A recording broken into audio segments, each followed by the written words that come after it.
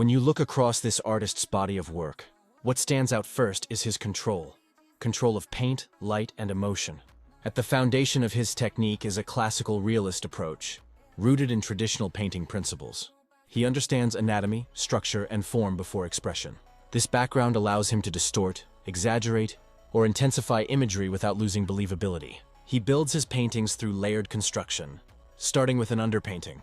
This early stage establishes composition, value, and movement. Often, the underpainting is kept loose and fluid, allowing the paint to draw freely on the canvas. This is where motion begins, before detail ever appears. The artist then moves into controlled realism through glazing. Thin, transparent layers of paint are applied over dry surfaces, letting previous layers breathe through. This method gives his work depth and luminosity. Light doesn't sit on the surface.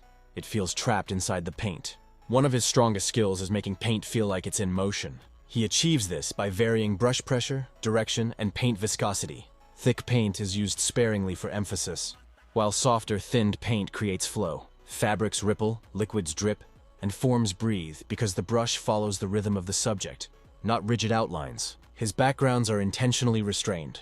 By keeping them minimal, dark, or atmospheric, he allows the subject to emerge almost sculpturally. This approach comes from Baroque influence, where space and shadow are used as storytelling tools rather than decoration. Color is handled emotionally, not randomly. He often limits his palette, focusing on harmony and tension between a few dominant colors. This restraint gives his work seriousness and psychological weight. When a bold color appears, it speaks loudly. Symbolism plays a central role, but it's always grounded in realism.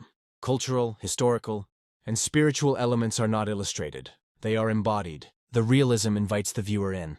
The symbolism keeps them thinking. Overall, this artist doesn't paint to impress with detail alone.